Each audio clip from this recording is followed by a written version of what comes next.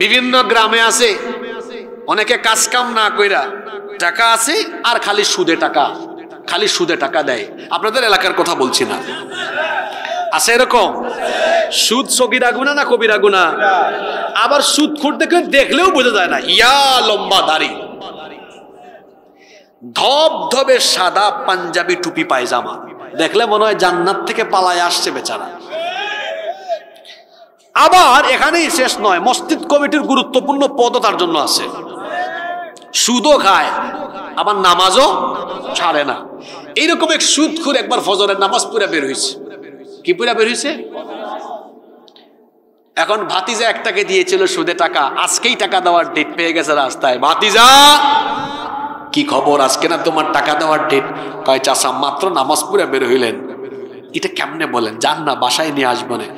এখন সুদে টাকা দিলে কি হবে? এদিকে নামাজও ঠিক, ওইদিকে বাড়িতে গিয়ে আবার কোরআন তিলাওয়াত।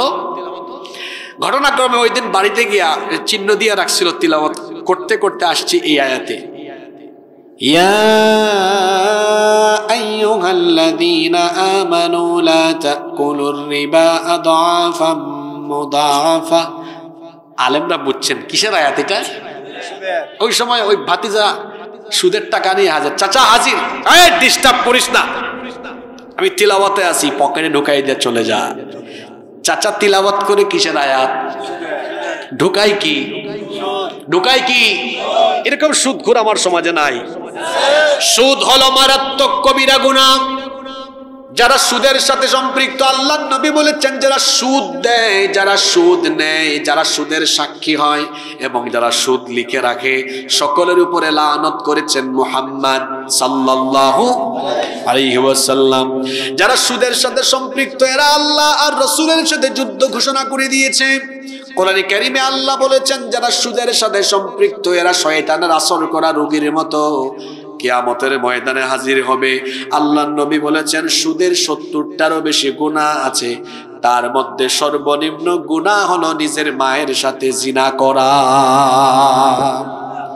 সুদখোররা কত খারাপ। আবার অন্য হাদিসে এসেছে আল্লাহর নবী বলেছেন যে ব্যক্তি 1 দিরহাম সুদ খায়, 36 বার জিনা করলে যে অপরাধ হয়, 1 দিরহাম সুদ খাইলে 36 বার জিনা করার সমান অপরাধ হয়। নাউযুবিল্লাহি মিন। অনেকে ঘুষ খায়, এটার নাম দিয়েছে আবার চেঞ্জ করে, কয় টেবিল মানি, স্পিড মানি। ফাইল নিয়ে গিয়েছে টেবিলে অফিসারে, প্রশ্ন করে আপনার ফাইলটা কি স্লোলি এরকম রানিং হোক চান নাকি একদম দ্রুত যাবে? সবাই তো দ্রুতই চায়। কয় দ্রুত যদি চান তাইলে স্পিডে ফাইল যাবে, স্পিড মানি ছাড়েন। কি মানি? আবার অনেকে নাম দিয়েছে টেবিল মানি, অনেকে নাম দিয়েছে কমিশন দেন, বকশিশ দেন, পার্সেন্টেজ, এরকম বিভিন্ন নামে আছে না নাই? লাআনা রাসূলুল্লাহ সাল্লাল্লাহু আলাইহি ওয়াসাল্লাম আর-রাশি ওয়াল মুরতাশি। ঘুষ যে দেয় এবং নেয় এদের উপরে লানত করেছেন মুহাম্মদ সাল্লাল্লাহু। সুদ খায়, ঘুষ খায়, চাঁদাবাজি করে, টেন্ডারবাজি করে, জনগণের মাল চুরি করে খায়, অবৈধ হারাম পথে যারা টাকা পয়সা উপার্জন করে, এই হারামের ভেতরে এরা কোনো আরাম পাবে? হারাম খাবে, তার রোগবালাই ধরবে, তার বউ বাচ্চার অসুবিধা থাকবে, তার পরিবারে এমন অসুবিধা থাকবে, এই হারাম টাকা পয়সা তার টিকবে না। আল্লাহ এমন এমন মুসিবত দিবেন, তার সব হারাম সম্পদ ধ্বংস হয়ে যাবে। এজন্য হারামে কোনো কি পাওয়া যায় না। হালাল অল্প হলেও সেটাতে বরকত দেন কে? এজন্য খবরদার, মারাত্মক কবিরা গুনাহ হলো হারাম পন্থায় উপার্জন করা বা হারাম খাওয়া। এই যে হারাম উপার্জন করেন কেন? আপনার বউ বাচ্চা পরিবারকেই তো ভালো রাখার জন্য, কিন্তু এই পরিবার কিয়ামতে কোনো আপনার কাজেও লাগবে না, এরা আপনাকে চিনবেও না, আপনার থেকে বরং উল্টা আপনারা দেখলে পালিয়ে যাবে। এই জন্য হারাম খাবেন না। কিভাবে নেক কাজের মাধ্যমে সগীরা গুনাহ মাফ হয়?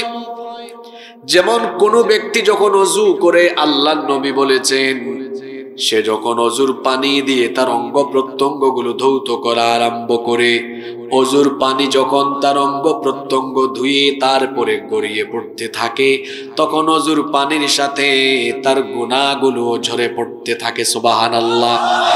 যেমন কোন ব্যক্তি ওযু করার সময় কুলি করছে, মুখে পানি নিয়ে তারপরে পানি ফেললো, পানি মুখ থেকে যখন বের হয় তার জবানের সগীরা গুনাহ মাফ হয়। যখন সে তার মুখমণ্ডল ধৌত করে অজুর পানি যখন তার এই চেহারা তার মুখমণ্ডল গড়িয়ে গড়িয়ে পড়ে তার চোখের গুনাহ মাফ হয়, তার মুখমণ্ডলের সগীরা গুনাহ মাফ হয়ে যায়। সে যখন দুই হাত ধৌত করে, দুই হাত গড়িয়ে গড়িয়ে যখন পানি পড়ে পানির সাথে গুনাহগুলো ঝরে পড়ে, বান্দা যখন দুই পা ধৌত করে তখন অজুর পানি দুই পা দিয়ে গড়িয়ে গড়িয়ে পড়ার সাথে তার গুনাহগুলো তখন ঝরে পড়তে থাকে। এইভাবে নেকামলের মাধ্যমে সগীরা গুনাহ মাফ হয়। যেমন কোন ব্যক্তি যখন ঘর থেকে বের হয়ে মসজিদের উদ্দেশ্যে হাঁটা আরম্ভ করে, আল্লাহর নবী বলেছেন যখন সে ঘর থেকে বের হয়ে মসজিদের উদ্দেশ্যে হাঁটা আরম্ভ করে প্রতিটি পদক্ষেপে পদক্ষেপে প্রতিটি কদমে কদমে তার আমলনামা থেকে যিনি সগীরা গুনাহ মাফ করে দেন তিনি কে? আবার আরেকটা লাভজনক আমল হলো দুরুদ। কেউ যদি নবীর উপরে দুরুদ পাঠ করে, আল্লাহর নবী বলেছেন মান সাল্লা আলাইয়া সালাতান ওয়াহিদাতান, কেউ যদি আমার উপরে একবার দুরুদ পাঠ করে সাল্লাল্লাহু আলাইহি আশরু সালাওয়াত, যে ব্যক্তি আমার উপরে একবার দুরুদ পড়বে আল্লাহ ওই ব্যক্তির উপরে একবার নয় 10 বার আল্লাহ রহমত নাজিল করেন। এখানেই শেষ নয়, ওয়া হুত্তাত আনহু আশরু খাতিআত, যখন কোন ব্যক্তি নবীর উপরে একবার দুরুদ পাঠ করে তখন তার আমলনামা খুলে তার আমলনামা থেকে সঙ্গে সঙ্গে 10টা সগীরা গুনাহকে ডিলিট করে দেওয়া হয়। তাহলে বোঝা গেল সগীরা গুনাহ নেকামলের মাধ্যমে মাফ হয়, তবে শর্ত হলো কি থেকে বাঁচতে হবে? জোরে বলেন, কি থেকে বাঁচতে হবে? কবিরা গুনাহে লিপ্ত থেকে কেউ যদি নেক আমল করে করে করে করতে থাকে তার কোনো আমল আল্লাহর দরবারে কবুল হয়? আমার সমাজে এমন বহু আলহাজ ইমান আলী আছে, নাম তার ইমান আলী। এই ইমান আলী সমান তালে প্রতিদিন কবিরা গুনাহ করে, আবার নামাজেও সামনের কাতারে থাকে। আবার এই ছেলেটারে ধরে আনতো, বেয়াদব ছেলে, কি কথা চলতেছে তুমি বুঝো? আমি যে কথা বলছি এটা তোমার পাশের বাড়ির সাথে এখন এই কথাটা মিলবে। ব্যাককল ছেলে, এটা কি আসমানের উপরে আর জমিনের নিচের ওয়াজ হয়? কি উদাহরণ চলে তোমার ঘরের সাথে, উদাহরণ মিলবে এখন, আপনার গ্রামের সাথে মিলে যাবে এখন। কথা কি বলছি বলেন তো? কবিরা গুনাহে লিপ্ত, সে নামাজের সামনের কাতারে, হজের সময় সবার আগে, বিমানের বিজনেস ক্লাসে, ওমরা বছরে 2-3 বার, নামাজও আছে, মাহফিলও আছে, মাহফিলের আয়োজক, মাহফিলের অতিথি, সভাপতি, বক্তা, শ্রোতা। কিন্তু কবিরা গুনাহ, কিরকম কবিরা গুনাহ করছে? ও সুদ খায়, ও ঘুষ খায়, মিলে মিলে ও চাঁদাবাজি করে, ও আলগা পয়সা খায়, ও মানুষের রক্ত ঝরায়, ও মানুষ খুন করে। আজান হলে আবার ইমান আলীর সামনের কাতারেও আসে। বুঝছেন কারবার? আমার দেশে এমন বহু মসজিদ কমিটির সভাপতি আছে, সে মসজিদেরও সভাপতি, আর এলাকায় সুদকুর ঘুষদেরও সে ওই কমিটির একদম সভাপতি। এদিকেও আছে বাজান, ওইদিকেও। এত গুরুত্বপূর্ণ কথা চলে যায়, আপনি ঘুমায় আছেন। হ্যাঁ, আজকের সব ওয়াজ তো আপনার এলাকার সাথে মিলবে, আপনি ঘুমাইলে চলবে? কি কথা বলেছি? কবিরা গুনাহে যদি কেউ লিপ্ত থাকে তার কোন নেক আমল আল্লাহর দরবারে কবুল। এক ইমান আলী, আমি নাম ইমান আলী বললাম কেন? কারণ আমার দেশে বহু মানুষের নামের সাথে কামের কোনো মিল নাই। বাবা নাম রেখেছে ফজর আলী, কিন্তু ফজর আলীর ফজরের নামাজ নাই, ঘুম থেকে উঠে সকাল 10টায়। বাবা নাম রেখেছে জোহর আলী, জোহর আলী জোহরের নামাজে একদিনও যায় না। বাবা নাম রেখেছে রমজান আলী, কিন্তু রমজান আলী রমজান মাসে দুপুর বেলা গাঞ্জা টানে। বাবা নাম রেখেছে কুরবান আলী, সামর্থ্য আছে কিন্তু কিপটা বেটা কুরবানি দেয় না। বাবা নাম রেখেছে ইমান আলী, হজ করে ইমান আলী নামের আগে লাগিয়েছে হাজি ইমান আলী। 2বার 3বার করার পরে বলে আমি কি আর হাজি আছি নাকি? 2বার ডবল ট্রিপল হয়ে গিয়েছে, এখন আমারে আলহাজ লাগাও। আলহাজ ইমান আলীর নাম ইমান আলী হলেও তার ইমানের খবর হলো কথা বলার সময় মিথ্যা বলে, বেঈমানি করে, এরপরে মানুষের সাথে প্রতারণা করে, সুদ খায়, ঘুষ খায়, চুরি করে, টেন্ডারবাজি করে, জনগণের হক মাইরা খায়। এই জাতের বহু ইমান আলী আমার সমাজে আছে না? না, এই জাতের বহু ইমান আলী আমাদের সমাজে। 2 প্রকার গুনার কথা বলছে, কিন্তু সগীরা গুনাহ বান্দা করছে, ভুলবশত হয়ে গিয়েছে, ওইটা নেক আমলের মাধ্যমে কি হবে? কি হয়ে যাবে? ডিলেট কি হবে? ডিলেট। কিন্তু কবিরা গুনাহে লিপ্ত ব্যক্তির কোন আমল আল্লাহর দরবারে কবুল। তাহলে বোঝা গেল যে গুনাহের শাস্তি বড় মারাত্মক এবং এটা মানুষকে জাহান্নামী বানিয়ে ফেলে, এই গুনাহটা কোন গুনাহ? জোরে বলেন কোন গুনাহ? তাহলে আমি আপনি সেই কবিরা গুনাহ থেকে বাঁচার দরকার আছে না নাই? আজকে এমন কয়েকটা কবিরা গুনার কথা বলবো যা আপনার এলাকায় চলে, এমন কি আপনার নিজের সাথে মিলতে পারে। যদি মিলে তো আমি কি করব? আজকে তওবা করব ইনশাআল্লাহ। মনোযোগী থাকবেন তো? নাম্বার 1, কবিরা গুনাহের মধ্যে সবচাইতে বড় কবিরা গুনাহ হলো আকবারুল কাবাইরি আশিরকু বিল্লাহ। সবচাইতে বড় কবিরা গুনাহ হলো আল্লাহর সাথে শিরক করা। আল্লাহর সাথে কি করা? মা মানা শিরক? হোয়াটস দ্য মিনিং অফ শিরক? শিরক শব্দের অর্থ কি? শিরক শব্দের অর্থ হলো, শিরক মানে হলো আল্লাহর একত্ববাদে, তার নাম বা গুণাবলীতে, তার ইবাদতে বা তার সার্বভৌম ক্ষমতায় যদি তার সাথে অন্য কাউকে সমকক্ষ সাব্যস্ত করা হয়, তাহলে সেটা হবে আল্লাহর সাথে কি করা? জোরে বলেন কি করা? যে ব্যক্তি শিরকে লিপ্ত, আপনারা বলবেন হুজুর আমরা কেউ শিরক করি না এই এলাকায়, আমরা সবাই এক আল্লাহয় বিশ্বাসী। একটু পরে বুঝবেন গো কেমনে মিলে যায়, কত শিরক আছে। মনোযোগ থাকবে তো? সেটা বলার আগে বলছি যে শিরকে লিপ্ত ব্যক্তির ক্ষতি হলো 3টা। কয়টা ক্ষতি? 1 নাম্বার, যে ব্যক্তি শিরকে লিপ্ত সেই ব্যক্তি আল্লাহর ক্ষমা থেকে বঞ্চিত। আমি প্রতিটা পয়েন্টের সাথে আয়াত, সূরা নাম্বার, আয়াত নাম্বার বলে দিব, বাড়ি গিয়ে মিলায় নেবেন।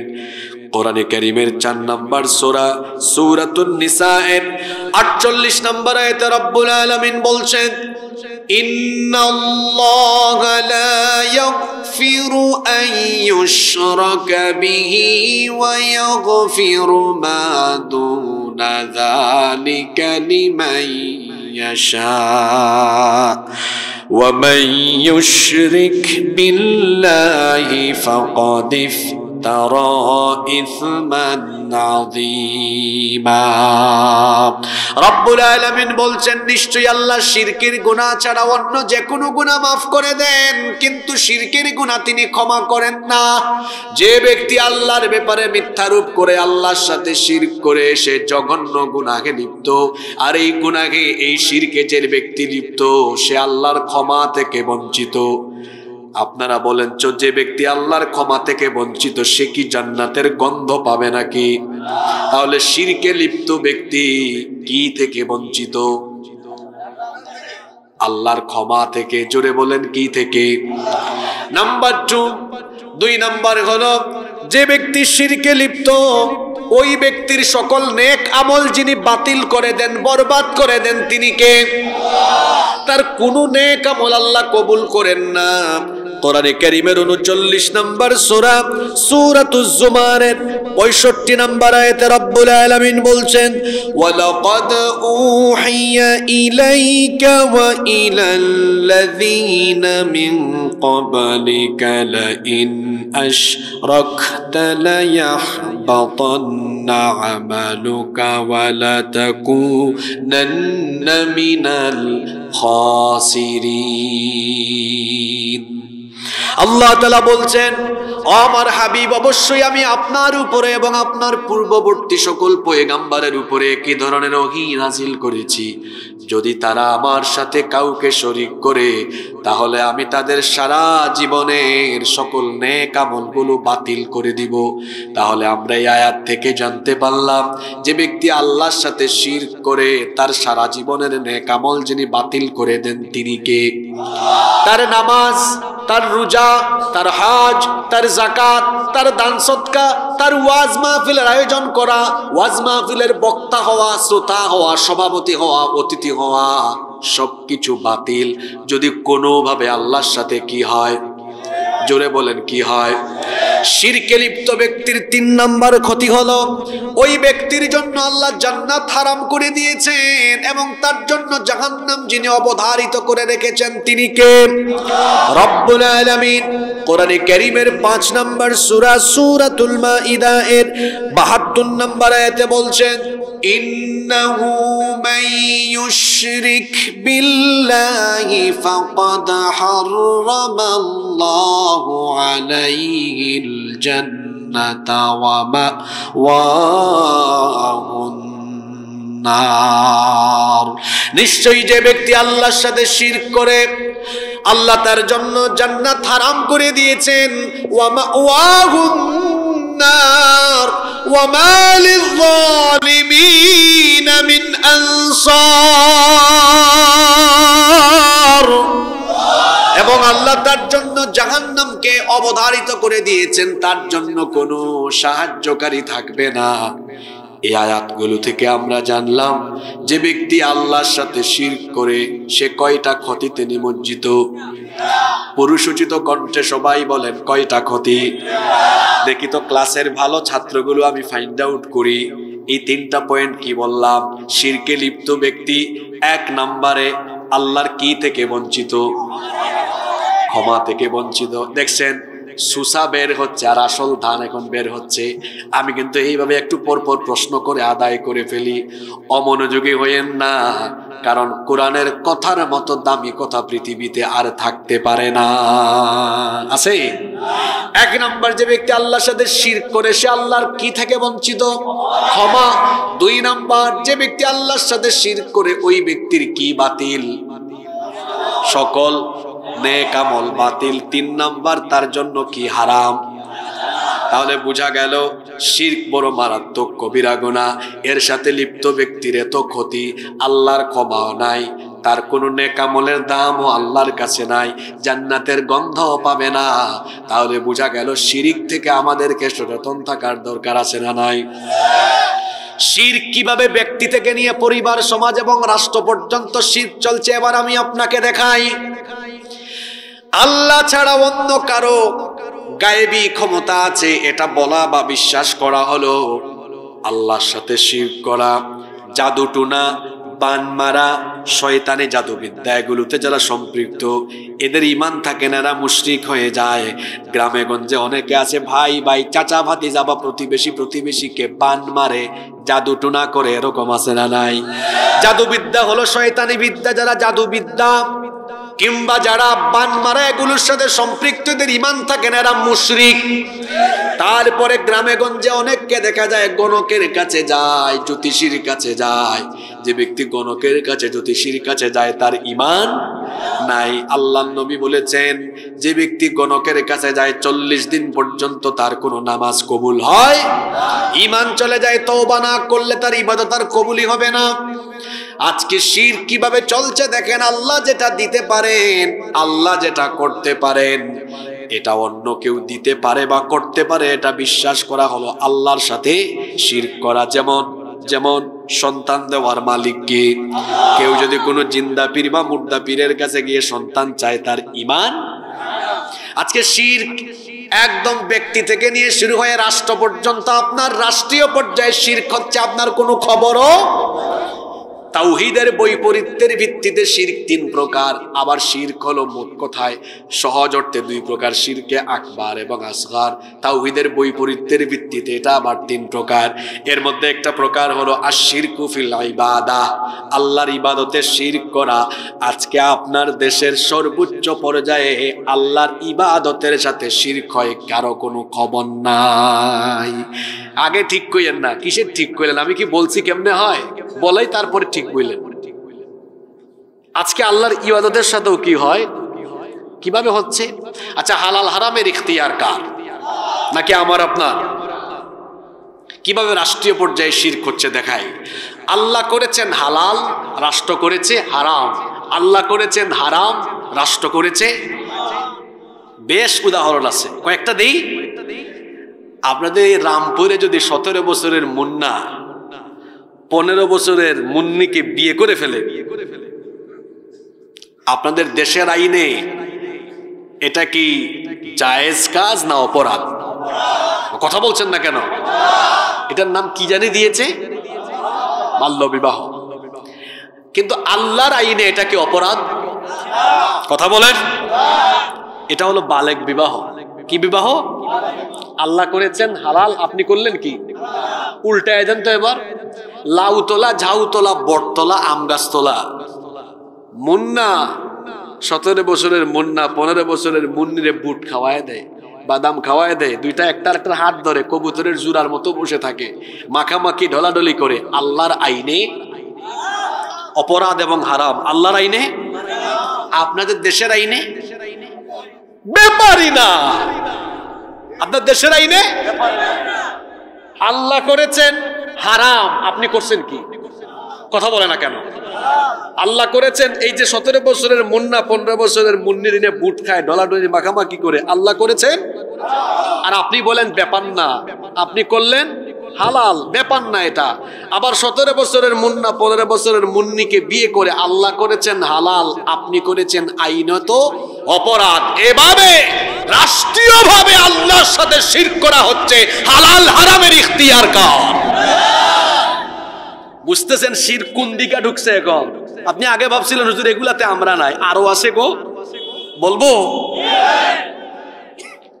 সকল ক্ষমতার মালিক কে? না না না না না, আপনাদের দেশের আইনে। একজন সরকার বলছে এই পোলাটা খুব ট্যালেন্ট। কেন ট্যালেন্ট আমি একটু পরে বলবো। দেশের আইনে হলো সকল ক্ষমতার উৎস। আচ্ছা, জনগণই যদি সকল ক্ষমতার উৎস হইতো, যদি মানুষের কাছে ক্ষমতা থাকতো, আপনার কি পেট ব্যথা, মাথা ব্যথা, ঘাড় ব্যথা, মাজা ব্যথা, কোমর ব্যথা, এত ব্যথা হইতো? জ্বর সর্দি কাশি, আলসার, ক্যান্সার, করোনা, ওমিক্রন, কুমিক্রন, ডুমিক্রন, এগুলা হইতো? তার মানে আপনার নিজের শরীরের উপরই আপনার কোনো নিয়ন্ত্রণ বা ক্ষমতা নাই। আপনি কেমনে সকল ক্ষমতার মালিক হন? ক্ষমতার নামে তো আল্লাহ কোরআনে একটা সূরাই দিয়েছেন। এটা কোরআনে কারীমের 67 নম্বর সূরা। সূরার নাম সূরা মুলক। সূরার নাম সূরা মুলক। শব্দের অর্থ হলো পাওয়ার, অথরিটি, সভরেন্টি। মুলক মানে হলো ক্ষমতা, রাজত্ব, কর্তৃত্ব, সার্বভৌমত্ব। সার্বভৌম ক্ষমতার একমাত্র মালিক যিনি, তিনি কে? আল্লাহ। এই ক্ষমতার সূরা আল্লাহ শুরু করলেন কিভাবে? তাবারাকাল্লাযী বিয়াদিহিল মুলকু ওয়া হুয়া আলা কুল্লি শাইইন কাদির। বরকতময় সুমহান সেই সত্তা যার হাতে সকল ক্ষমতা। সকল ক্ষমতার মালিক যিনি, গলার আওয়াজ বড় করে বলেন তিনি কে? ওই পুলার কথায় চলে যায়, ট্যালেন্ট। সে বলেছে সরকার। যারা বলে মানুষ সকল ক্ষমতার মালিক, সকল ক্ষমতার উৎস জনগণ, এরা জনগণকে পাম দেয়। পাম দিয়া ভোট আদায় করে। ভোট আদায় করে ওই ছেলের মতো, সে যেটা বলছে তার জবাবটা সঠিক। তারপর কিসের জনগণ ক্ষমতার মালিক? তখন তারা নিজেদেরকে ক্ষমতার একচ্ছত্র মালিক মনে করে। জনগণকে তারা নির্যাতনে পিষ্ট করে এমন ভাবে যে জনগণের পয়সায় কেনা গুলি তখন জনগণের বুকের উপর তারা চাপায়া দেয়। এই হলো এদের আসল চরিত্র। এই হলো এদের। আপনার সামনে এসে আপনারা ক্ষমতার মালিক বানায়, সব ক্ষমতার মালিক আপনারা। এটা হচ্ছে আপনাদের থেকে ভোট নেওয়ার একটা টেকনিক। ভোট নেওয়ার একটা, নেওয়ার পরে আর ক্ষমতার মালিক আপনাদেরকে বানায়, একদম পিটায়, গণহত্যা চালায়। বের হলেই দেখেন নাই গত 15 বছরে ফেরাউনের দল যেই বের হয়েছে বুকের উপরে গুলি চালিয়ে ঝাঁঝরা করে দিয়েছে। এই হলো তাদের আসল চরিত্র। এই হলো তাদের। যারা বলে আপনাদের এলাকায় যদি কোন নেতা এইটা বলে সকল ক্ষমতার মালিক জনগণ, তারে বলবেন আবার ওযু কইরা আসো, ওযু কইরা আবার তওবা করে ঈমান আনো, নইলে তোমার মতো নেতাকে এই মনোহরদিতে আমরা ঢুকতেও দিব না। সকল ক্ষমতার মালিক কে? আল্লাহ। তিনি যাকে চান ক্ষমতা দেন, যাকে চান ক্ষমতা থেকে আবার নামাতে পারেন, যাকে চান ক্ষমতা দিয়ে একটু ডিল মারেন, লুজ করে দেন রশিটা, দেখি তুই কি করতে পারস। আমরা 15 বছর ধরে ওয়াজ শোনাইছি আপনাদেরকে যে জুলুমের পরিণতি ভালো হয়। আপনারা অধৈর্য হয়ে গিয়েছিলেন। আমরা বলেছিলাম পৃথিবীতে আল্লাহ কোন জালিমকে ইজ্জতের সাথে বিদায় হতে দেন নাই, সব জালিমকে আল্লাহ বেইজ্জত করেছেন। আমার দেশেও যারা জুলুমের সীমা ছাড়িয়ে গিয়েছিল, এদেশের ছাত্র জনতা তাদেরকে তাদের মামু বাড়িতে নির্বাসিত করে দিয়েছে।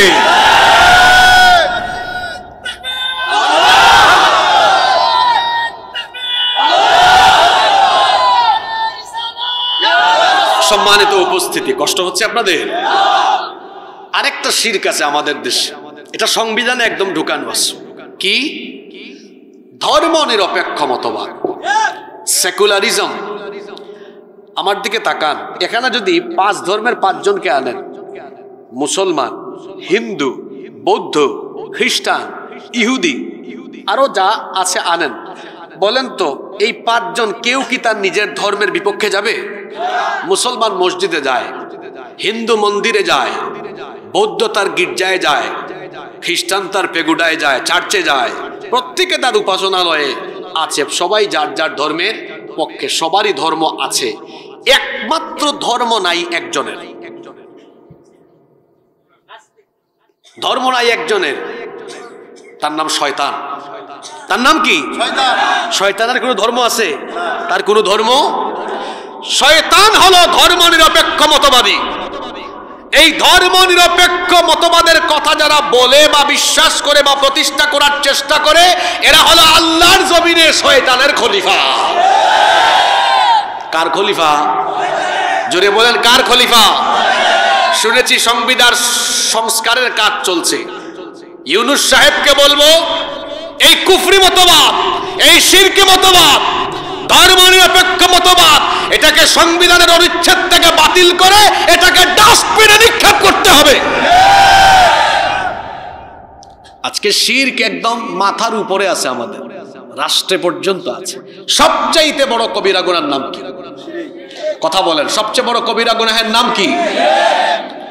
এই ধরনের শিরকি মতবাদ বা শিরকি কথাবার্তা, শিরকি আকীদায় যারা লিপ্ত, তাদের সাথে আমাদের কোনো সম্পর্ক, চলনে বলনে কথনে উঠা বসা চলাফেরায় আকীদা বিশ্বাসে কোনোভাবেই আল্লাহর সাথে শিরক করা যাবে না।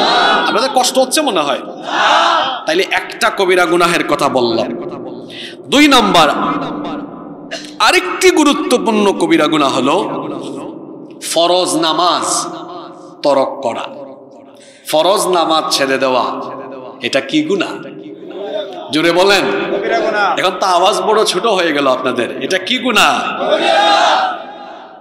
প্রতিদিন নামাজ কয় ওয়াক্ত ফরজ? জোরে বলেন, কয় ওয়াক্ত?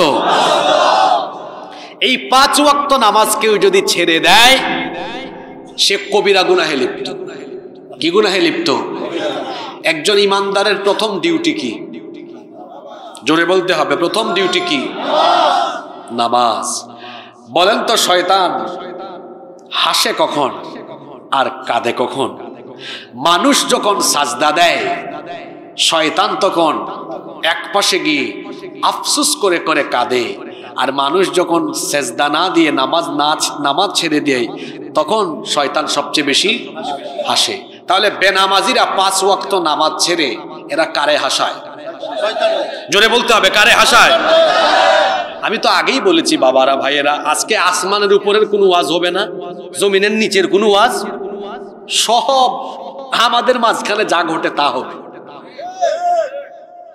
তাহলে আমি তো এই সমাজের কথা বলছি, এই সমাজের যে আব্দুল করিম, আব্দুল সালাম, আব্দুল সাত্তার, এত সুন্দর সুন্দর নাম, এই ধরনের যে ব্যক্তিরা 5 ওয়াক্ত নামাজ প্রতিদিন ছেড়ে দেয়, এরা প্রত্যেক দিন 5 বার নামাজ ছেড়ে দিয়ে কারে হাসায়? কারে খুশি করে? আপনারা কারে খুশি করবেন? কারে খুশি করবেন? তা আল্লাহরে খুশি করতে হলে আজান হলে কোথায় যেতে হবে? শয়তান, তার নাম ইবলিস, এ ছিল কোথায়? জান্নাতে। সে জান্নাত থেকে বের হইছে কেন? একটা সাজদা না দেওয়ার। কয়টা সাজদা দেয় নাই? وَإِذْ قُلْنَا لِلْمَلَائِكَةِ اسْجُدُوا لِآدَمَ فَسَجَدُوا إِلَّا إِبْلِيسَ। আর স্মরণ করো যখন তোমার রব ফেরেশতাদেরকে বললেন তোমরা আমার বানানো আদমকে সাজদা দাও, সবাই সাজদা দিল, একজন সাজদা দেয় নাই।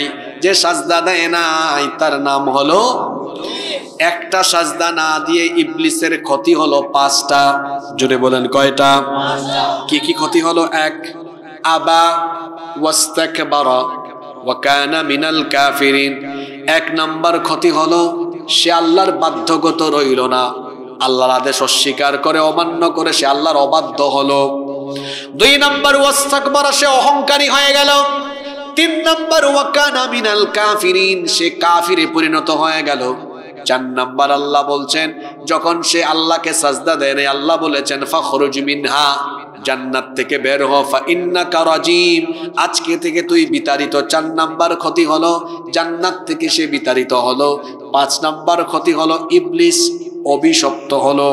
ইবলিস আল্লাহকে সাজদা দেয় নাই। কয়টা ক্ষতি হইল? কয়টা? দেখি তো। 1 নাম্বার সে আল্লাহর বাধ্য না অবাধ্য? সে অহংকারী। 3 নাম্বার সে কাফির। 4 নাম্বার জান্নাত থেকে বিতাড়িত। 5 নাম্বার হলো অভিশপ্ত, লানত প্রাপ্ত। ইবলিস সাজদা না দেওয়ার কারণে জান্নাত থেকে বের হয়েছে। এজন্য ইবলিসের প্রথম চেষ্টা হলো, ইবলিসের প্রথম কর্মসূচি হলো আমিও এই মানুষকে সাজদা দেওয়াতে দিব না। এই জন্য আমরা যখন ঘুমাই, ঘুম থেকে নিয়ে শুরু করে একেবারে ঘুমানোর আগ পর্যন্ত 24টা ঘন্টা আমাদেরকে নামাজ থেকে দূরে রাখার জন্য আপ্রাণ জিহাদ করে শয়তান। এই যে রাতের বেলা আমরা যখন ঘুমাবো, ফজরে যখন যেন আমরা না উঠতে পারি, আল্লাহর নবী বলেছেন রাতের বেলা যখন তোমরা ঘুমাও তোমাদের মাথার পিছন দিক থেকে শয়তান তখন 3টা গিরা লাগায়। অনেক এলাকায় গিট্ট বলে, আপনারা গিরা বলেন না গিট্ট বলেন। 3টা গিট্ট লাগায়, প্রতিটা গিট্টর মধ্যে মন্ত্র পড়ে আর ফু দেয়। শয়তানেরও কিন্তু মন্ত্র আছে। নবীজি হাদিসে বলেছেন এই মন্ত্র পড়ে আলাইকা লাইলুন তাওয়িল ফারকুদ, রাত অনেক লম্বা, তুমি আরাম করে ঘুমাও। কোন ব্যক্তি যখন ফজরের সময় ঘুম থেকে উঠে যায়, বিছানা ছেড়ে অলসতা ছেড়ে উঠে যায়, শয়তানের লাগানো 1 নাম্বার গিরা তখন ছুটে যায়। যখন সে ওযু করে শয়তানের লাগানো 2 নাম্বার গিরাটা ছুটে যায়। যখন সে নামাজে দাঁড়িয়ে যায় শয়তানের লাগানো 3 নাম্বার গিরা ছুটে যায়। তাহলে শয়তান চেষ্টা করে কি করে না? 1 সাজদা না দিয়ে ইবলিসের ক্ষতি কয়টা? 1টা না দিয়ে তার যদি ক্ষতি হয় 5টা। 5 ওয়াক্ত আপনার জন্য সাজদা কয়টা? চিন্তা করছেন? 17 ওয়াক্ত। 17 ওয়াক্ত, কিন্তু সরি 17 ওয়াক্ত না, কি বললাম আমরা? নামাজ কত ওয়াক্ত? 5 ওয়াক্ত নামাজ হলো, সাজদা তো অনেকগুলা। আপনি যদি খালি ফরজও হিসাব করেন, হিসাব করে দেখেন তো, ফজরে 2 রাকাত, আমি যদি খালি ফরজগুলা ধরি, যদি ফরজগুলাও ধরি, 2 রাকাতে আছে কয়টা? 4টা। জোহরে 4 রাকাতে আছে কয়টা? 8টা। হইল কত? 12টা। আসরে 4 রাকাতে আছে আরো 8টা। 12 4 কত? 16। মাগরিবে আরো আছে 3টা। হইল কত? হইল কত? 16 আর 6 না 19 ছিল নাকি আগে? পেস লাগাই দিলেন কেন? হ্যাঁ, বিসিএস খেলার হইতে পারবেন। ফজরে কয়টা? 4টা। ফজরে কয়টা? 4টা। জোহরে কয়টা? 8টা। আবার আসরে কয়টা? 8টা। 8 8 কত? 16। 16 আর এদিকে 4 কত? 20। 20 আর 6 26। 26 আর 8 34টা।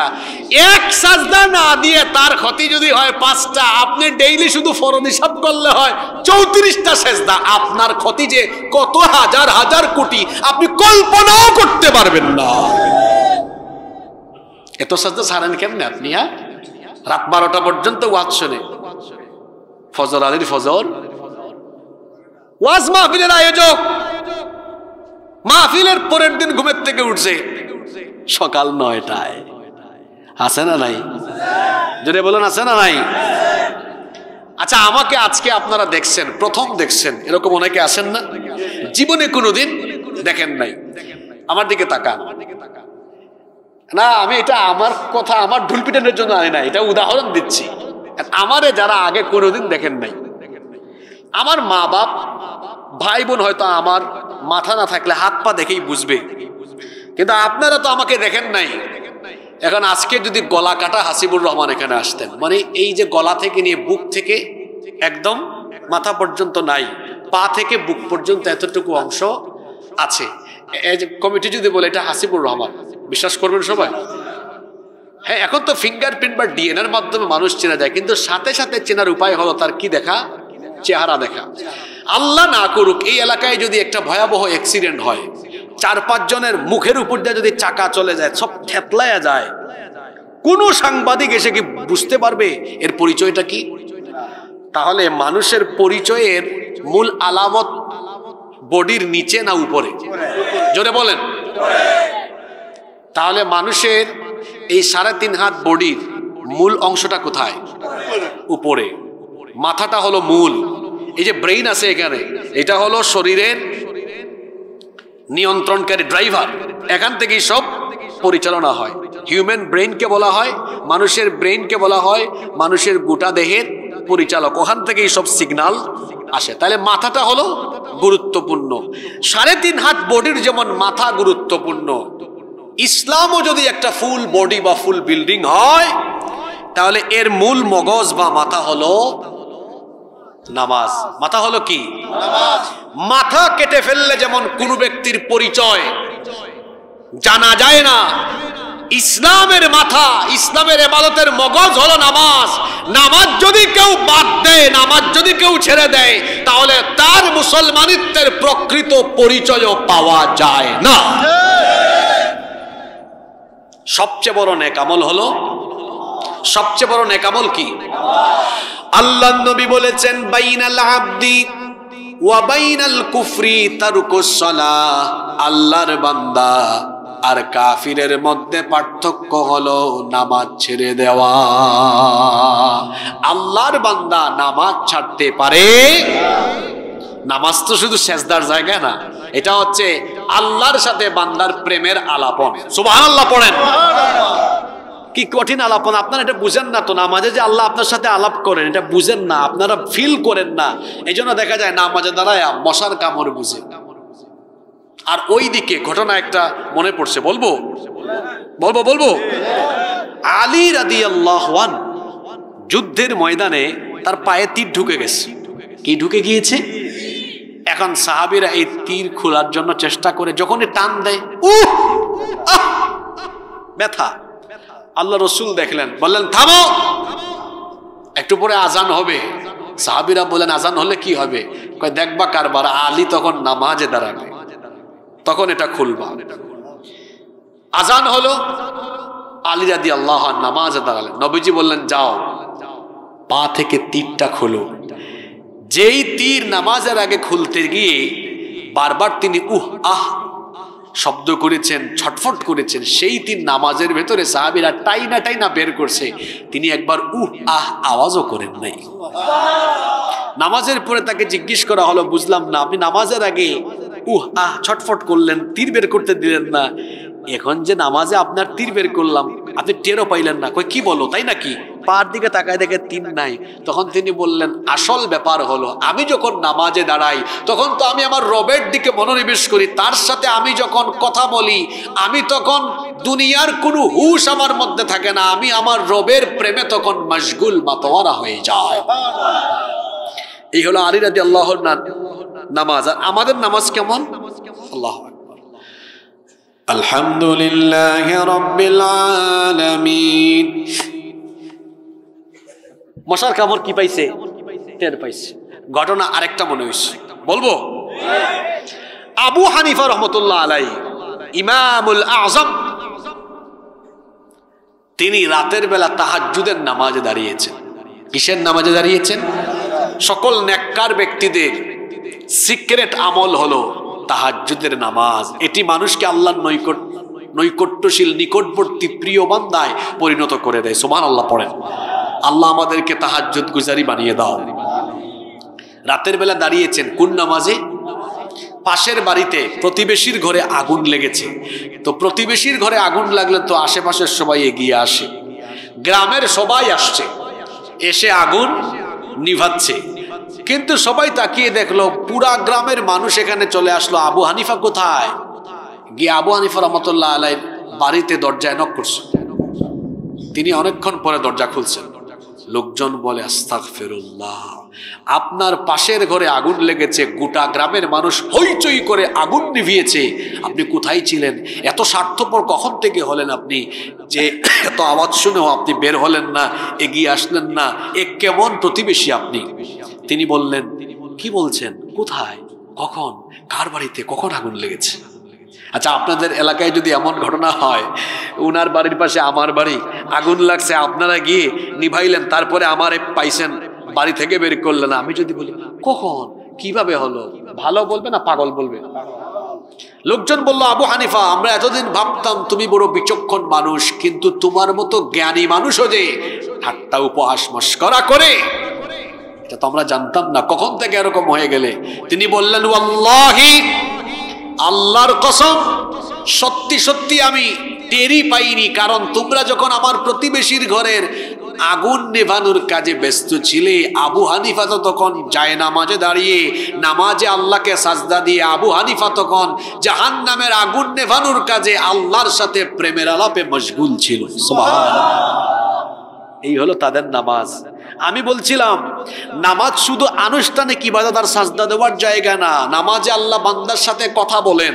নামাজ হলো জান্নাতের চাবিকাঠি। আমরা জান্নাতে যেতে চাই কি চাই না? একটা বিল্ডিং এখানে আছে, কিন্তু এটা তালা দেওয়া, চাবি ছাড়া কি ঢুকতে পারবেন? চাবি লাগবে ঢোকার জন্য। আল্লাহ আপনাদেরকে জান্নাত দিতে চান, আপনারাও জান্নাতে যেতে চান, আল্লাহও আপনাদেরকে জান্নাত দিতে চান। এজন্য আল্লাহ কত দয়াবান, একবার নয়, দুইবার নয়, তিনবার নয়, চারবার নয়, প্রতিদিন আল্লাহ 5 বার আপনাদেরকে মুয়াজ্জিন দিয়ে ডাকান, হাইয়া আলাস সালাহ, নামাজের জন্য আসো।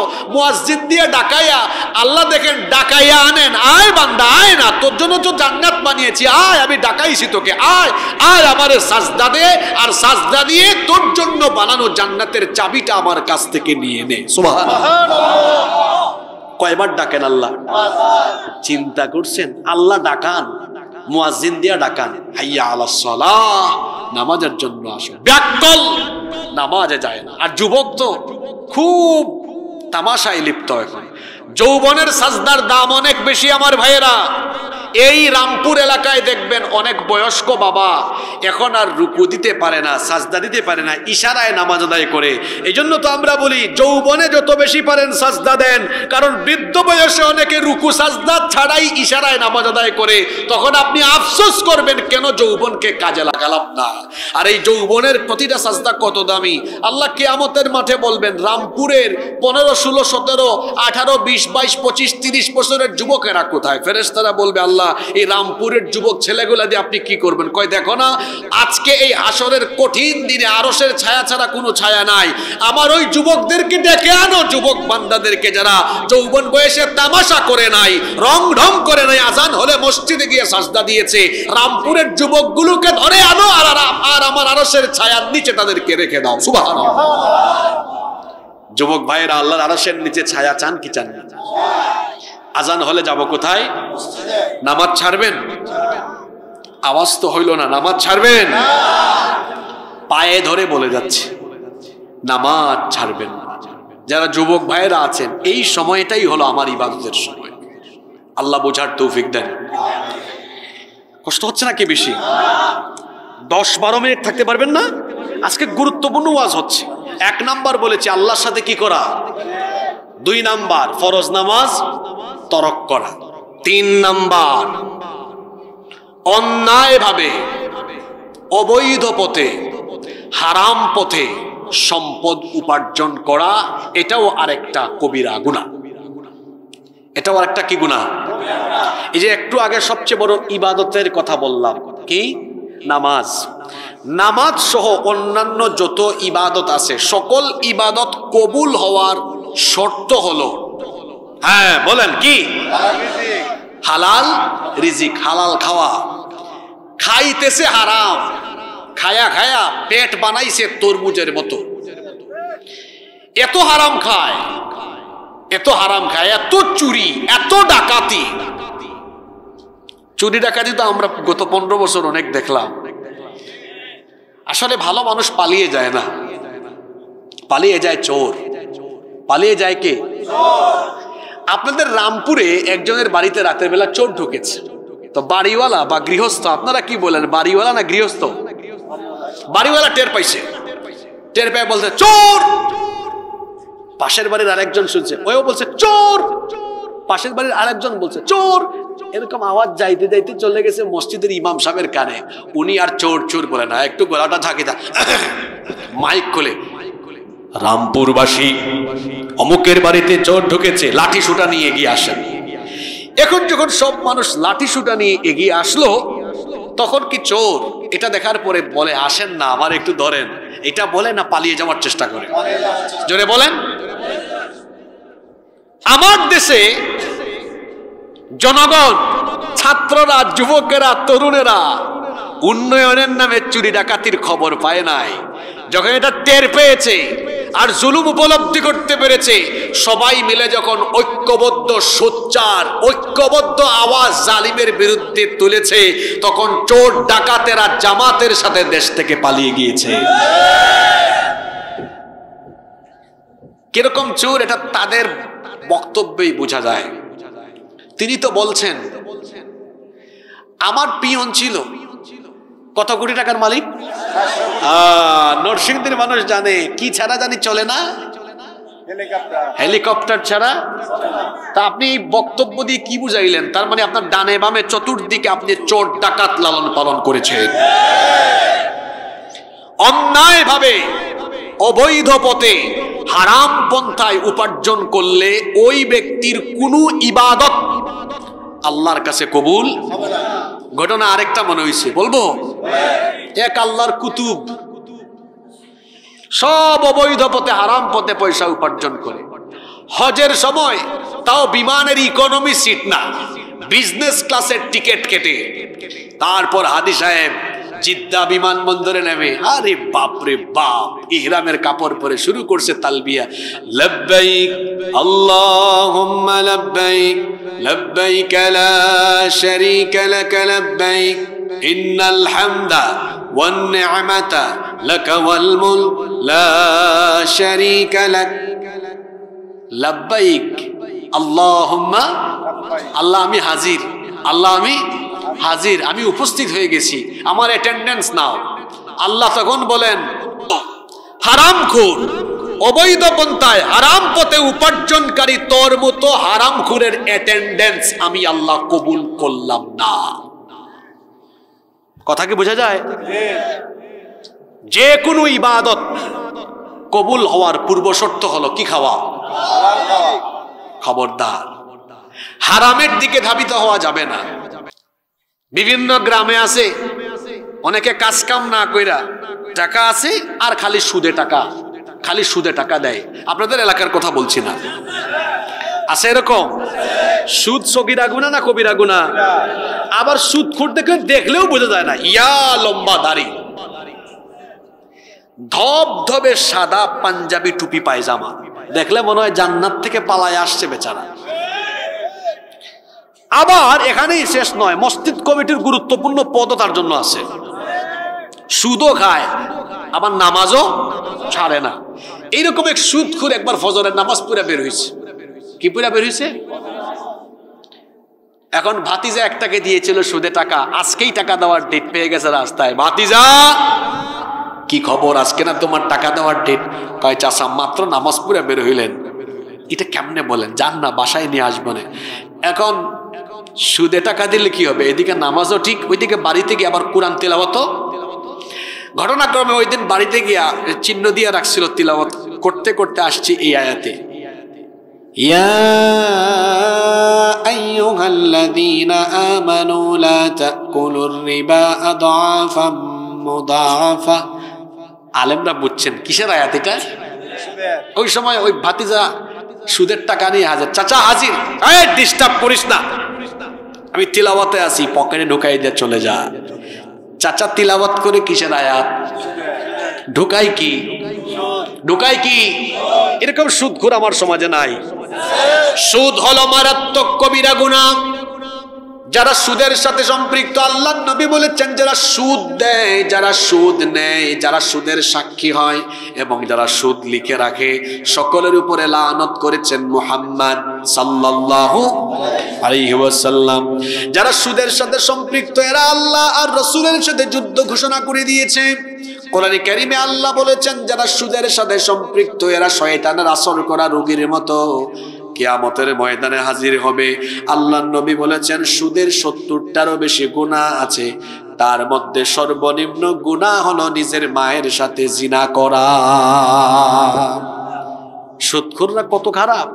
আবার অন্য হাদিসে এসেছে আল্লাহর নবী বলেছেন যে ব্যক্তি 1 দিরহাম সুদ খায়, 36 বার জিনা করলে যে অপরাধ হয়, 1 দিরহাম সুদ খাইলে 36 বার জিনা করার সমান অপরাধ হয়। নাউযুবিল্লাহি মিন। অনেকে ঘুষ খায়, এটার নাম দিয়েছে আবার চেঞ্জ করে, কয় টেবিল মানি, স্পিড মানি। ফাইল নিয়ে গিয়েছে টেবিলে অফিসারে, প্রশ্ন করে আপনার ফাইলটা কি স্লোলি এরকম এরকম রানিং হোক চান নাকি একদম দ্রুত যাবে? সবাই তো দ্রুতই চায়। কয় দ্রুত যদি চান তাইলে স্পিডে ফাইল যাবে, স্পিড মানি ছাড়েন। কি মানি? আবার অনেকে নাম দিয়েছে টেবিল মানি, অনেকে নাম দিয়েছে কমিশন দেন, বকশিশ দেন, পার্সেন্টেজ, এরকম বিভিন্ন নামে আছে না নাই? লাআনা রাসূলুল্লাহ সাল্লাল্লাহু আলাইহি ওয়াসাল্লাম আর-রাশি ওয়াল মুরতাশি। ঘুষ যে দেয় এবং নেয় এদের উপরে লানত করেছেন মুহাম্মদ সাল্লাল্লাহু। সুদ খায়, ঘুষ খায়, চাঁদাবাজি করে, টেন্ডারবাজি করে, জনগণের মাল চুরি করে খায়, অবৈধ হারাম পথে যারা টাকা পয়সা উপার্জন করে, এই হারামের ভেতরে এরা কোনো আরাম পাবে? হারাম খাবে, তার রোগবালাই ধরবে, তার বউ বাচ্চার অসুবিধা থাকবে, তার পরিবারে এমন অসুবিধা থাকবে, এই হারাম টাকা পয়সা তার টিকবে না। আল্লাহ এমন এমন মুসিবত দিবেন, তার সব হারাম সম্পদ ধ্বংস হয়ে যাবে। এজন্য হারামে কোনো কি পাওয়া যায় না। হালাল অল্প হলেও সেটাতে বরকত দেন কে? এজন্য খবরদার, মারাত্মক কবিরা গুনাহ হলো হারাম পন্থায় উপার্জন করা বা হারাম খাওয়া। এই যে হারাম উপার্জন করেন কেন? আপনার বউ বাচ্চা পরিবারকেই তো ভালো রাখার জন্য, কিন্তু এই পরিবার কিয়ামতে কোনো আপনার কাজেও লাগবে না, এরা আপনাকে চিনবেও না, আপনার থেকে বরং উল্টা আপনারা দেখলে পালিয়ে যাবে। এই জন্য হারাম খাবেন না। আরো একটা কবিরা গুনার কথা বলে আপনাদেরকে নিয়ে মোনাজাত করবো ইনশাআল্লাহ। আজকে যে পয়েন্টগুলো বলছি এগুলা কি আসমানের উপরে জমিনের নিচের না একদম এখানে? 4 নাম্বারটা শুনেন, এটা আরো একদম খাপে খাপ মিলবে। 4 নাম্বার কবিরা গুনাহ হলো অন্যায়ভাবে মানুষের হক নষ্ট করা। মানুষের কি নষ্ট করা? কবিরা গুনাহ কি 4টাই না আরো বহুত আছে? আমি একদম কমন গুলা বললাম যেগুলা সমাজে অহরহ হরহামেশা চলছে। 4 নাম্বার কবিরা গুনাহ হলো মানুষের হক নষ্ট করা। কিয়ামতের দিন বিচার হবে 2 ভাবে। কয় ভাবে? একটা হলো হাক্কুল্লাহ, আল্লাহর হক, আর একটা হলো হাক্কুল ইবাদ, বান্দার হক। আল্লাহর হকের বিচার আরম্ভ হবে নামাজ দিয়ে। কি দিয়ে? আর বান্দার হকের বিচার আরম্ভ হবে অন্যায়ভাবে যারা মানুষের রক্ত জড়িয়েছে সেটা দিয়ে। এটাও মানুষের হক নষ্ট করা। আপনি কাউকে মিথ্যা মামলা দিয়ে জেলখানায় ঢুকাইলেন, নিরপরাধী মানুষকে আপনি অপরাধী বানায়া ফাঁসি দিয়ে মেরে ফেললেন, তারপরে আপনি আরেকজনের আইল ঠেলাঠেলি করলেন। অনেকের ঘরেও এখন হক নষ্ট হয়। বড় ভাই ছোট ভাইয়ের হক নষ্ট করে, বড় ভাই ছোট ভাই বোনদের সব জায়গায় সম্পদ মাইরা খায় ফেলে, আছে না নাই? প্রতিবেশীর হক নষ্ট করে, পিতামাতার হক নষ্ট করে, পিতামাতা সন্তানের হক নষ্ট করে, তারপর স্বামী স্ত্রীর হক নষ্ট করে, স্ত্রী স্বামীর হক নষ্ট করে, একজন আরেকজনের হক নষ্ট করে।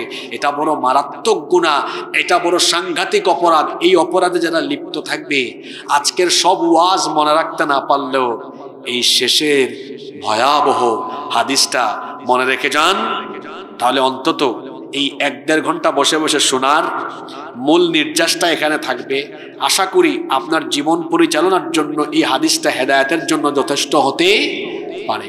যেহেতু হাদিসটা গুরুত্বপূর্ণ, ঘুম টুম ছাড়াই দিয়া তারপর বলি, একবার আমার সাথে তাকবীর দেন তো, নারায়ে তাকবীর। একটু জুড়ে দেন যাতে ঘুম টুম সবার চলে যায়। নারায়ে তাকবীর, নারে তাকবীর। এবার শেষ হাদিসটা শুনেন, তারপরে দোয়া করুন। নবীজি একদিন সাহাবীদেরকে নিয়ে বসে আছেন। কাদেরকে নিয়ে? শুনেন শুনেন, কাহিনীটা শুনেন। নবীজি সাহাবীদেরকে বললেন, আতাদরুনা মাল মুফলিস, আচ্ছা তোমরা কি জানো আমার উম্মতের সবচেয়ে অসহায় ব্যক্তিটি সম্পর্কে? কে আমার উম্মতের সবচেয়ে অসহায়? আচ্ছা আমি যদি আপনাদেরকে বলি সবচেয়ে অসহায় কে, আপনারা বলবেন হুজুর আমাদের এলাকার জমিরউদ্দিন, ঘর নাই বাড়ি নাই কিছু নাই, সবচেয়ে অসহায়। নবীজি সাহাবীদেরকে বললেন, তোমরা বলো তো আমার উম্মতের সবচেয়ে অসহায় ব্যক্তিটি কে? সাহাবীরা জবাবে বললেন, ইন্নাল মুফলিসা ফিনা মাল্লা দিরহাম লাহু ওয়ালা মাতা, আমাদের মধ্যে সেই ব্যক্তি অসহায় যার ঘর বাড়ি, মাতা মানে দুনিয়ার ভোগ্য সামগ্রী কিছুই নাই, যার সে হলো অসহায়। নবীজি বললেন, না, উত্তর ভুল। শুনতেছেন? সাহাবীরা বললেন, তাহলে সঠিক উত্তর কি? আপনি বলেন সবচেয়ে অসহায় কে? নবীজি বললেন, আমার উম্মতের সবচেয়ে অসহায় ব্যক্তি হলো সে যেই ব্যক্তি কিয়ামতের ময়দানে অনেক নেকি নিয়ে দাঁড়াবে, দাঁড়ানোর পরে তার এই অনেক নেক আমল কিছুক্ষণের মধ্যে বরবাদ হয়ে গিয়ে সে আমল শূন্য হয়ে জাহান্নামী হয়ে যাবে। এটা একটু বুঝায় বলি। আমার হাতে একটা পোস্টার দেখেন, এই পাশে লেখা আছে না? এই পাশে আছে। নবীজি বলছেন, আমার উম্মতের ওই ব্যক্তি অসহায় যে ব্যক্তি কিয়ামতের মাঠে দাঁড়াবে আর সবার হাতে তো আমলনামা দেওয়া হবে, তার হাতে আমলনামা দেওয়ার পর দেখা যাবে আমলনামায় শুধু নেকি আর নেকি আর, কিন্তু কিছুক্ষণের মধ্যেই আমলনামা ফুল ব্ল্যাঙ্ক, একদম কি হয়ে যাবে? এটা স্বাভাবিক না অস্বাভাবিক কথা? অস্বাভাবিক। সাহাবীরা বললেন, এটা কিভাবে সম্ভব? এত নেক আমল নিয়ে দাঁড়াবে তারপরে একদম ফুল ব্ল্যাঙ্ক হয়ে যাবে, খালি হবে, এটা কিভাবে হবে? নবীজি তখন বললেন, এটা ওই ব্যক্তির হবে যে ব্যক্তি আল্লাহর হকের ব্যাপারে সচেতন থাকলেও মানুষের হকের ব্যাপারে গাফেল ছিল। আল্লাহর হকের ব্যাপারে সচেতন এরকম বহু মানুষ আছে, আপনিও জিমাইয়ান না। কিরকম? আমার দেশে একজন কইছিল, আমি তো ঘুম থেকে উঠে যায় নামাজ খুঁজি। আরেকজন বলছে, আমি রাতের বেলা 70 রাকাত তাহাজ্জুদ পড়ি। আল্লাহর হকের ব্যাপারে যদি তার বক্তব্য সঠিক হয়, ওই দিকে হক ঠিক আছে, আর এই দিকে দিন হইলেই মানুষের বুকের উপর গুলি করে মানুষ হত্যা করে, নিরপরাধীকে ফাঁসি দিয়ে নিরপরাধ মানুষ হত্যা করে, মানুষের হক নষ্ট করে। যারা মানুষের হক নষ্ট করে আল্লাহর হক আদায় করলেও এরা আল্লাহর কাছে অপরাধী। আল্লাহর কাছে এরা কি? ওই জায়গায় থাকেন যেখানে ছিলাম আপনাদের কি, আল্লাহ বিচার করবেন। আল্লাহর হক যেগুলো আছে আপনি নষ্ট করেছেন, আল্লাহর যদি দয়া হয় কাউরে আল্লাহ মাফ করে দেন, আমাদের কিছু করার আছে? এক ব্যক্তি আল্লাহর হকের ব্যাপারে সচেতন, অনেক নেক আমল, ওই ব্যক্তি জান্নাতের জন্য প্রস্তুতি নেবে। আল্লাহ বলবেন, দাঁড়া, এই ব্যক্তি যত মানুষের হক নষ্ট করেছে আনো, কাঠগড়ায় দাঁড় করানো হবে। ওই যে ফাঁসি দিছিল নিরপরাধীকে, ওই যে আলেমদেরকে জেলখানায় ঢুকাইছিল, ওই যে তার বড় ভাই ছোট ভাইয়ের হক মাইরা খাইছে, ওই যে প্রতিবেশীর হক মাইরা খাইছে, আরেকজনের জায়গা জমি দখল করছে, আরেকজনকে মিথ্যা অপবাদ দিয়েছে, তারপর এলাকায় সালিশ করতে গিয়ে মীমাংসা করতে গিয়ে অন্যায় রায় দিয়ে মানুষের ক্ষতি করেছে, এমন বহু ডাকাত প্রতিটা গ্রামে আছে। আল্লাহ বলবেন সবগুলারে দাঁড় করাই দিবেন যাদের ক্ষতি করেছে। শুনতেছেন? এবার দাঁড় করানোর পরে আল্লাহ এদেরকে বলবেন, তোরা এর কাছে কি চাস? দুনিয়ায় তো তোরা বিচার পাস নাই, কারণ ক্ষমতা তার কাছে, এখন কি চাস? আজকে তো সব ক্ষমতা কার কাছে? এরা বলবে, আল্লাহ আজকে তো মানুষের টাকারও দরকার নাই, সম্পদেরও দরকার নাই, আজকে শুধু বাঁচার জন্য কি দরকার? কি দরকার? এক বুজুর্গ ব্যক্তিকে কিছু মানুষ গালিগালাজ করছিল, তিনি চুপচাপ। জিজ্ঞেস করলাম, এরা আপনাকে এত গালি দেয়, আপনার কি একটু খারাপ লাগে না? তিনি জবাবে বললেন, কেন খারাপ লাগবে? আমি তার জন্য আফসোস করতেছি যে সে আমল শূন্য হয়ে যাচ্ছে। আমি এমনিতে কম নেকির মানুষ, সে আমাকে গালি দিয়ে দিয়ে আমার হক নষ্ট করে আমার উপর জুলুম করছে, যার কারণে কিয়ামতের ময়দানে আমাকে তার অনেক আমল আমাকে দিয়ে তারপর পার পেতে হবে। আল্লাহু আকবার। এজন্য চুপচাপ থাকার মধ্যে সফলতা আছে। তো শুনেন, আল্লাহ বলবেন, তোমরা কি চাও? আল্লাহ টাকাও দরকার নাই, পয়সাও সম্পদও লাগবে না, আজকে কি লাগবে? আল্লাহ বলবেন, এই তোর ভাইয়ের হক নষ্ট করেছিস, সে আমল চাইছে, এই পরিমাণ আমল দে। তুমি কি? আল্লাহ আমাকে ফাঁসি দিছে অন্যায় ভাবে, দাও। এই ব্যক্তির নেকামল থেকে এবার নেকামল দেওয়া কি হচ্ছে, শুরু হচ্ছে ক্ষতিপূরণ হিসাবে। দিতে দিতে দিতে দিতে দিতে দিতে তার এই আমলের খাতা কি, ওইদিকে পাওনাদারের লাইন এখনো।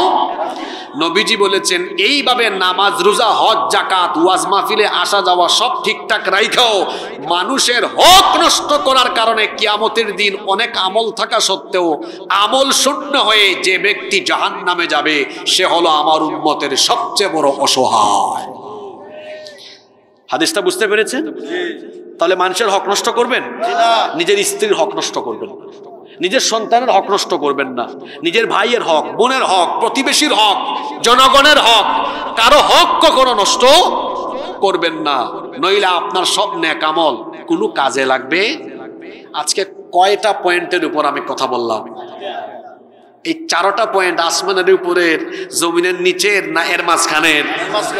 দেখি বলেন তো। 1 নম্বর কবিরা গুনাহ নিয়ে আলোচনা করেছি। আল্লাহর সাথে শিরকে লিপ্ত ব্যক্তির কয় ক্ষতি? না 4টা নাও, আপনি পরে আসছেন, আপনার হাসি সুন্দর আছে। কয়টা? 3টা। আল্লাহর ক্ষমা পাবে, নেক আমল কাজে লাগবে, জান্নাত পাবে।